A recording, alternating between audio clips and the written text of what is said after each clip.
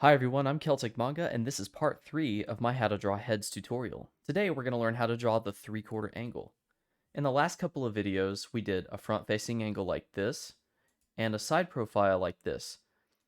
Both of these are pretty easy to draw, and don't require a lot of thoughts behind the perspective of them. You can get away with a lot in these videos. But when we're drawing the 3/4 angle, that's something in between the side profile and the front facing angle, where their head is tilted, and you have to consider two planes of the head at once, then it gets a little bit complicated and some perspective knowledge is needed.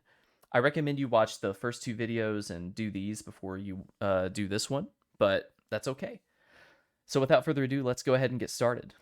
As with all of my tutorials, everything that you draw starts with a single shape. And in this case, since we're drawing a human being, we're going to be drawing a circle. I already pre-drew one out prior to this video just to save some time. So go ahead and pause the video and draw your circle and then unpause and we'll continue. When you're done doing that, we're going to go ahead and get started. First, we're going to draw some guidelines for where the eyebrows are going to be, and the brow line is at a very subtle angle that comes around like this, almost kind of like a Pokeball, if you know what Pokemon is. And if you don't, then my goodness, you must have been living under a rock. And we're going to do some other guidelines that wrap around the ball like this, that are exactly perpendicular and make a right angle, just like that. And then we're going to take this line and we're going to make another line and just kind of bring it down, and this is going to dictate the angle of the face. You can see over here that the angle of the face kind of comes down like this through the middle, so we're trying to emulate that. All right, once that is done, let's go ahead and get the side of his head kind of chopped off like a little tennis ball so that we can get that flat side of the head going. If you'll notice in my other videos, you'll see this part of the head and this part of the head right here. You'll notice that the sides are chopped off, and that's because there is one side of the human head that is flat, and it is this part right here. All this that I'm shading in right now, all that is one side, and then like all this is another side. Just so it's aware, the human head is not completely round. You can feel your own head for yourself. So we're going to go ahead and represent that through this. And if you can just imagine this is a ball in 3D space, it's not hard to imagine that the side has just been, lopped off or something like that. It's like a tennis ball. And this other side will have remnants of that as well, just ever so slightly. Once we're done with that, we're going to come to the bottom of this circular shape that we just made, and we're going to wrap another line around it so that we can get some distance between the brow and the nose. And then we're going to take that distance and add the same distance down for the chin. But I will make the chin go a little bit lower because this is a guy we're drawing this time, and his face is a little bit more elongated than that of a lady, usually speaking, generally speaking. Just talking about averages here. All right, so then let's bring down the mask of his face, just the mask, not the elaborate shapes. And then let's start the jawline somewhere around here in this little corner. I'd say that is good. Something like this. Yeah, this is looking pretty subtle. And I'm just going to go ahead and erase parts of this to make that line a little bit smoother and more defined and more representative. I'll erase this little part too. Later, we're actually going to carve into the shape a little bit more, but we'll get into that in just a bit. Next, we're going to add the ear. The ear is a very nice guideline that's always going to sit in this particular part of the circle, this lower quadrant that I'm shading in. If you can imagine, this is like four slices of a pizza pie. This lower quadrant is where the ear generally goes. And his ear has a little bit different of a shape than what we are used to seeing, because it kind of comes up like this and then comes back around like this. And it's going to come down to this line always. And I'm just going to fill in this ear here, just a little bit of detail, nothing too crazy. And now that we've got that done, we've got the basic structure of the head. Let's go ahead and add the neck as well. Neck seems to come straight down like this.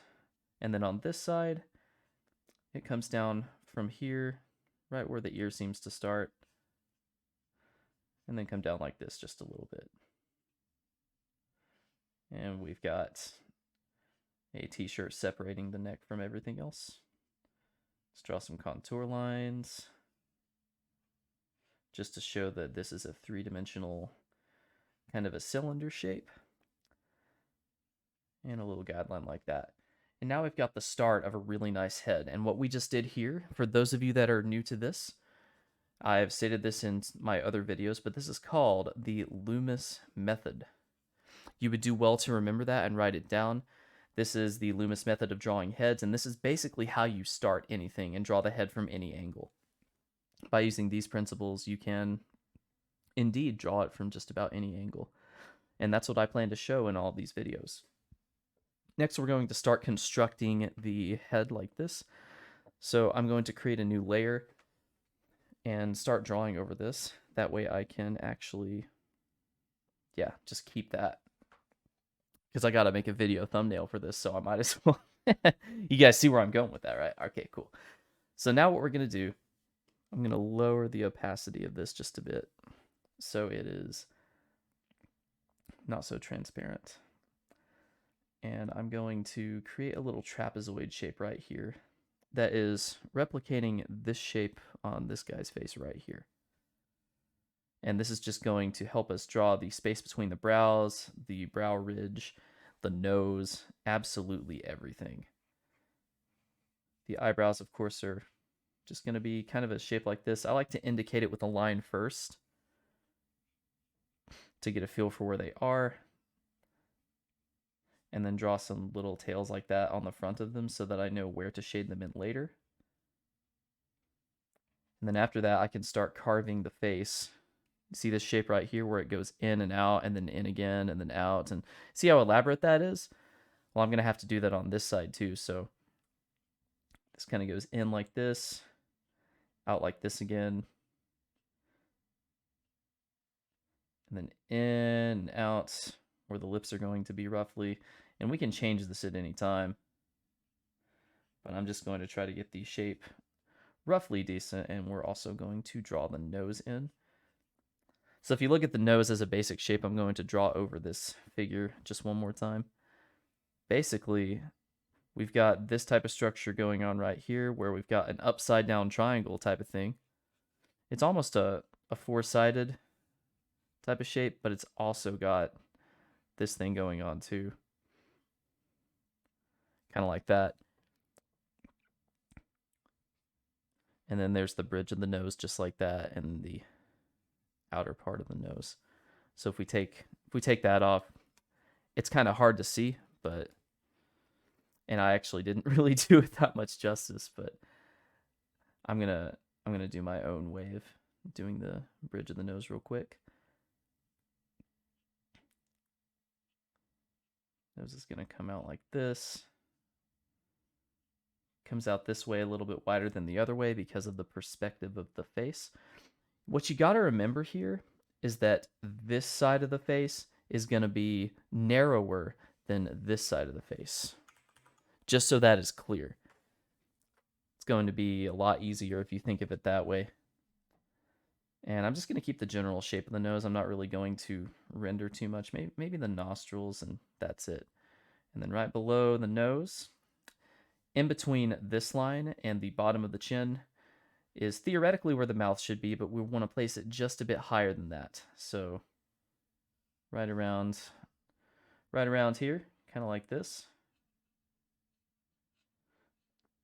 But we also want to add a little curves at the end so that it looks more natural. In other words, don't just draw a line, but draw a line with some little check mark shapes at the end. And then vary the line width accordingly, and it's going to do you a world of good.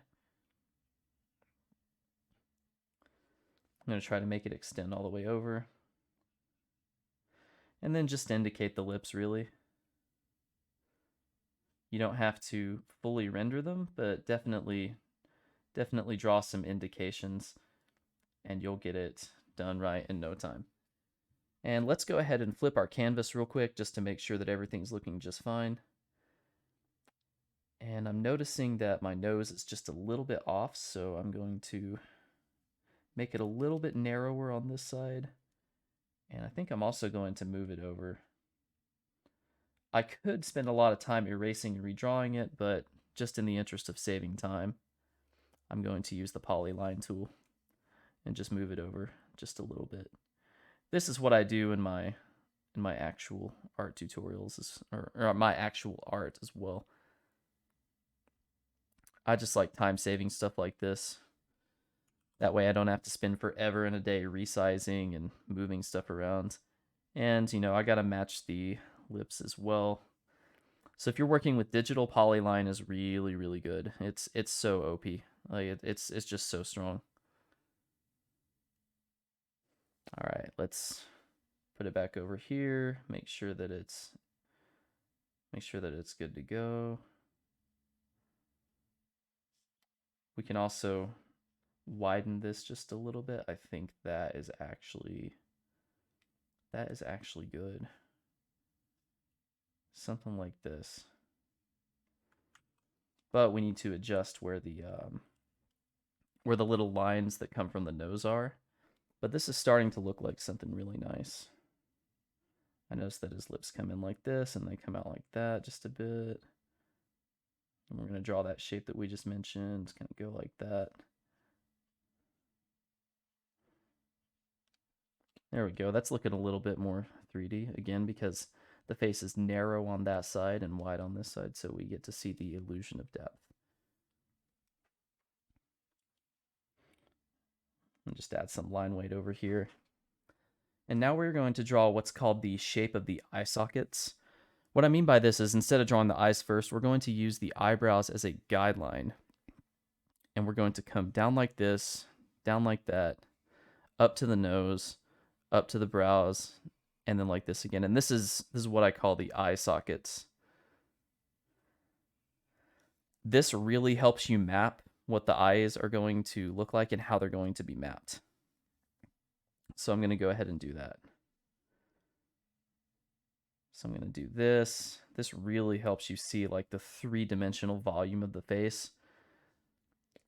And by the way, don't be ashamed of tracing over your reference before you draw something just to get the general shape going, because that's actually going to help you a whole lot. I know that it helped me a whole lot too. And then finally, from this point here to this point on the chin, I'm just going to draw a roughly curved type of line.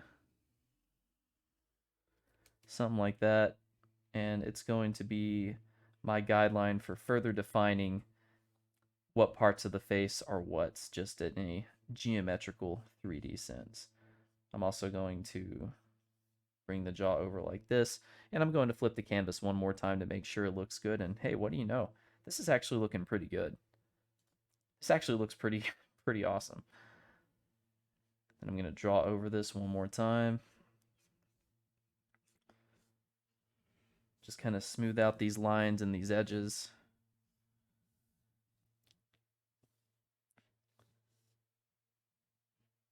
Get this ear just right.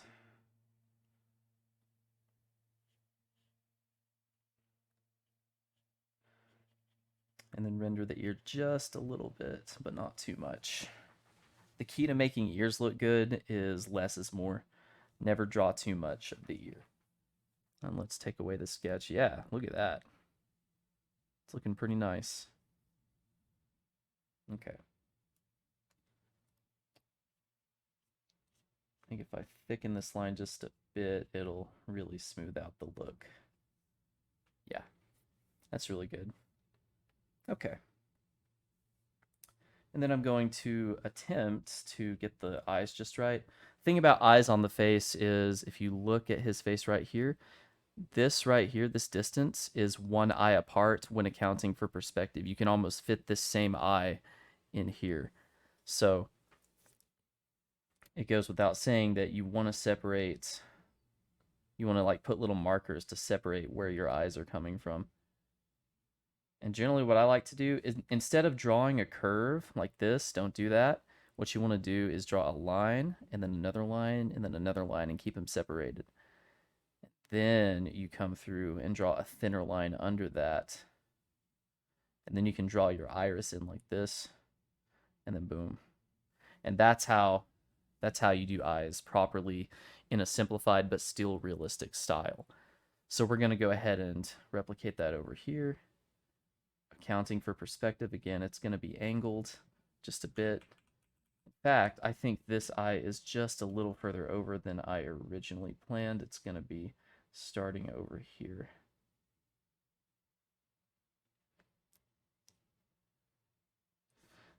And then we're going to do the same thing over here. This eye is going to be just a bit squished, and it's going to be also at an angle.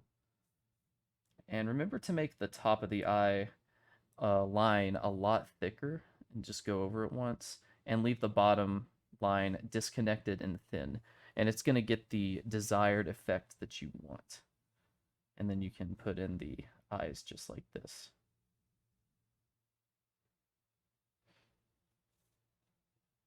Shade them in however you like. And let's go ahead and flip our canvas just to make sure they look right. And you know what? I don't even have to adjust them. That's pretty good.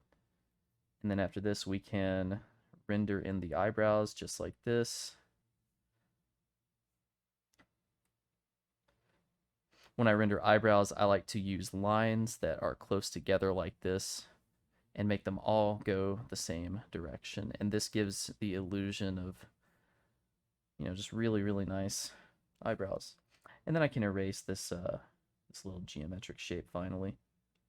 This guy looks like he's wearing glasses. But no, I'm just leaving that in there to represent the planes of the face. Now let's go ahead and draw the hairline. I'm going to go ahead and correct the shape of his head real quick because his forehead was jutting out a little bit too much. And we definitely don't want that. And his hairline, I'm just going to eyeball it, but it's usually halfway up. Don't think too hard about it. Just go. Sometimes you just got to go with the flow. That is truly the answer to life sometimes. Sometimes you just got to go with the flow, man. And then draw his sideburns over here. And boom. And now to draw his actual hair, I noticed that there's a line that kind of comes up like this from his hair. So I'm going to start his hair like that and then just kind of ease over the top of his head like that.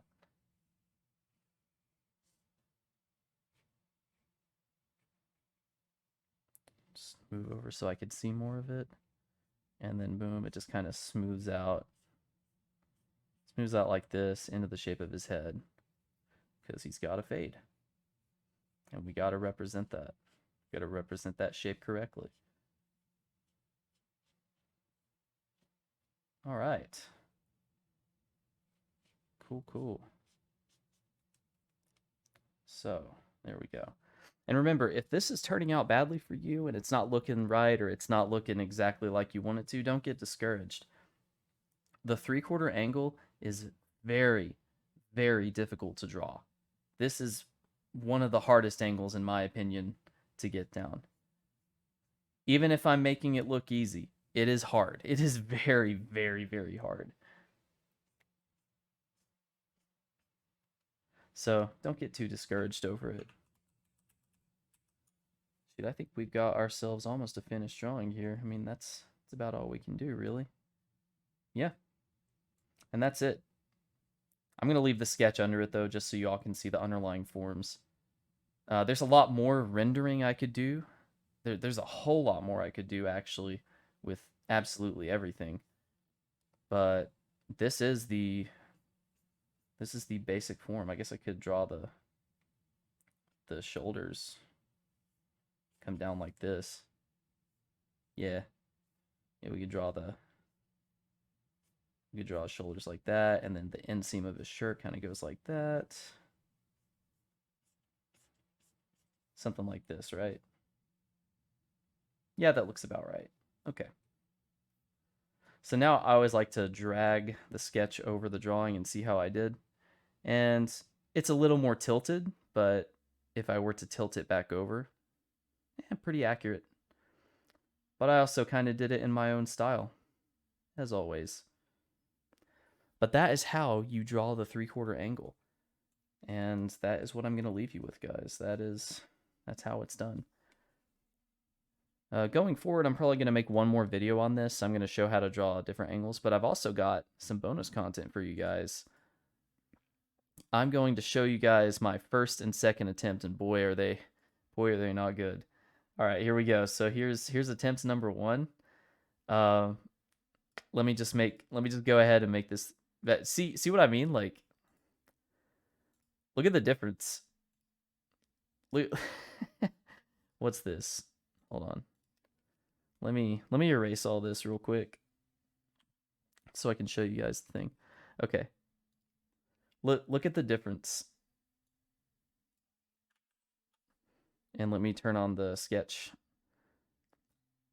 See, like they look kind of the same, but this is a lot more refined. So I actually did another take of this, and it did not turn out very well. And so I decided to completely redo this. So just know that I also make mistakes too. And if you think it looks good, you must be blind, because I mean, just look at the other one. It's so much better.